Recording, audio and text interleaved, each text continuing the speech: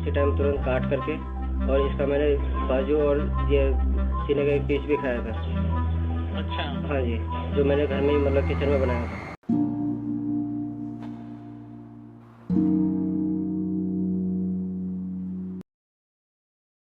जब police D5 बंगलों में इन्वेस्टिगेशन करने गई तो ऐसी क्या चीज सामने आई जिसके कारण निठारी कांड को इंडिया का one of the most brutal case माना गया। जब मुझे इस केस के बारे में पता चला तो मैं ये सोचने पे मजबूर हो गया कि क्या हमारे आसपास सच में इंसान रहते हैं या इंसान के रूप में दरिंदे रहते हैं जिन्हें हम गलती से इंसान समझ लेते हैं। और निठारी में भी इंसान के रूप में दो दरिंदे रहा करते थे, मुनेंद्र सिंह और मंजीत कोहली।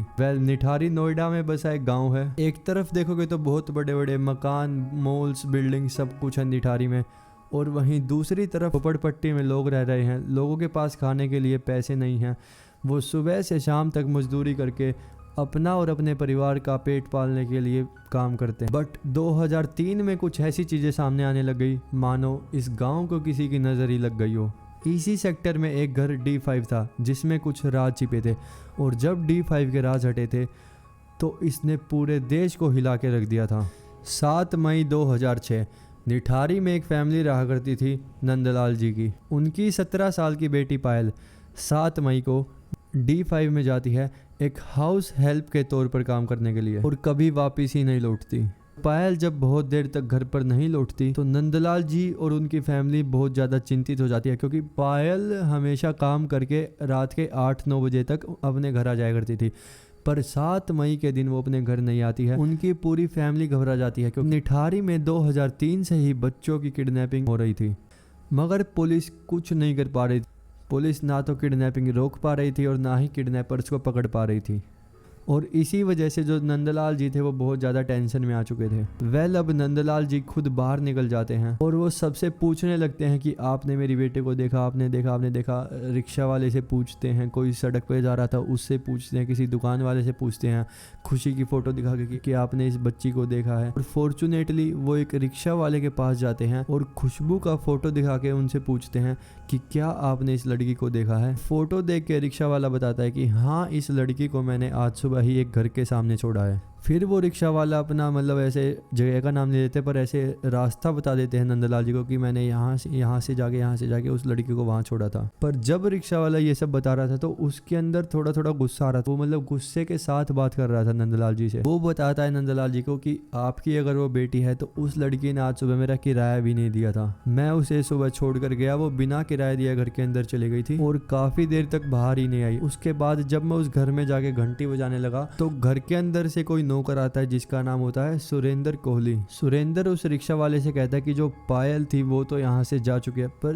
रिक्शा वाले को ये यकीन नहीं हुआ, क्योंकि वो ठीक गेट के सामने ही खड़ा था पायल के इंतजार में कि वो कब उसका किराया लाती है और कब वो किराया लेके वहां से जाए। पर जब ये बात रिक्शा वाला मानने को तैयार नहीं होता है तो तब सुरेंद्र को भी गुस्सा आ जाता है। वो पास में पड़ी एक ईंट उठा के रिक्शा वाले को मारने लगता है। फिर तब रिक्शा वाले अपने आप को बचा के वहां से भाग जाता है। और ये बात सुन के नंदलाल जी को हिंट मिल जाती है उनकी बेटी के गायब होने में कहीं ना कहीं इस D5 बंगलों का हाथ है। और तब वो D5 में चले जाते हैं और घर की घंटी बजाते हैं।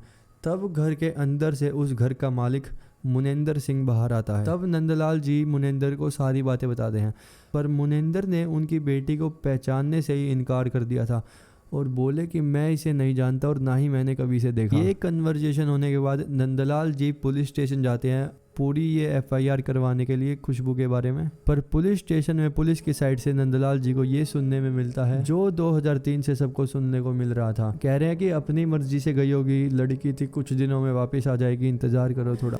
नंदलाल जी अब ये बात समझ गए थे कि पुलिस जब तक कुछ नहीं करेगी तब तक उन पे प्रेशर नहीं पड़ेगा। तब नंदलाल जी एक वकील की मदद से सेशन कोर्ट में जाते हैं और अपनी अर्जी दाखिल करते हैं और जज साहब को खुशबू के बारे में पूरी स्टोरी बताते हैं। जज ने उनकी बात समझी और पुलिस पे प्रेशर डाला कि जल्दी से जल्दी इस केस की जांच पड़ताल की जाए। अब पुलिस पर भी प्रेशर था और प्रेशर की मदद से अब पुलिस जल्दी जल्दी जांच पड़ताल कर रही थी पूरे केस के बारे में। और जांच करते टाइम पुलिस को पता चलता है कि अब तक जितने भी बच्चे या फिर लड़कियां गायब हुई है उन सब की लास्ट लोकेशन D5 के आसपास आ रही है। तो होना हो इन सभी मिसिंग कंप्लेंट्स में D5 के अराउंड ही कुछ ना कुछ हुआ है। और पुलिस जल्दी से अपनी पूरी फोर्स लेकर D5 में पहुंच जाती है। वहां पे उन्हें एक टंकी मिलती है जिसके नीचे नाला होता है। और वहाँ पुलिस को कुछ प्लास्टिक बैग्स दिखते हैं। जब पुलिस उन बैग्स को उठा के खोलती है तो उन बैग्स में पुलिस को ह्यूमन बॉडी पार्ट्स दिखते हैं जो कि 11 अलग अलग लड़कियों के होते हैं और ये प्लास्टिक बैग्स ठीक मुनिंदर के D5 बंगलों के पीछे से मिलते हैं। तब पुलिस सबसे पहले मुनिंदर और उसके नौकर को अरेस्ट कर लेती है और जब पुलिस इनको ले जाती है कस्टडी में तो पुलिस इनके साथ बहुत सख्ती से पेश आती है। पूछताछ में सुरेंद्र एक्सेप्ट करता है कि वो कई सारे बच्चे लड़की उन सब को अपने मालिक के पास लाता था और उनको मार देता था और जो उनकी डेड बॉडी थी वो उनके साथ रेप करता था। बट कहानी यहाँ ख़त्म नहीं होती है और बॉडीज़ के साथ रेप करने के बाद ये उन डेड बॉडीज़ को काटते थे और उनको उबाल कर खुद ही खा जाते थे और जो बॉडी के बचे हुए पार्ट्स होते थे उन्हें प्लास्टिक के बैग में डाल के पीछे गंदे नाले में फेंक दिया जाता था जो पुलिस को पहले मिले थे। सुरेंद्र ने तो अपने सारे के सारे क्राइम्स एक्सेप्ट कर लिए थे पर दूसरी तरफ मुनिंदर कहता है कि जो मेरा घर D5 में है मैं उसमें बहुत कम रहता हूँ और अब ये केस CBI को ट्रांसफ़र कर दिया जाता है और हर उन केसेस में जिसमें मुनिंदर का नाम आता था उन केसेस को साइलेंट कर दिया और सुरेंद्र वाले केसेस को स्टडी करने लग गए। कई बार जब इन दोनों को कोर्ट में ले जाया गया तो कोर्ट इन दोनों को फांसी की सज़ा दे देती थी और जब ये केस दूसरे कोर्ट जाता था तब वहाँ फांसी की सज़ा हटाकर कोई दूसरी सज़ा दे दी जाती थी और ऐसा ही 2023 तक चलता रहा और 17 अक्टूबर 2023 में इलाहाबाद कोर्ट ने सबूत कम होने के कारण कुछ ऐसे फैसले लिए जिसको सुनने के बाद आपको यकीन ही नहीं होगा। कोर्ट ने सुरेंद्र और मुनिंदर इन दोनों के सारे केसेस हटाकर इन दोनों को बेल दे दी और जब ये फैसला बाहर आता है कोर्ट के इस फैसले से पूरा देश हैरान रह जाता है। Thank you guys, that's all about today's case and अगर आपको ऐसे ट्रू क्राइम केसेस सुनने में मज़ा आता है तो you can subscribe my channel.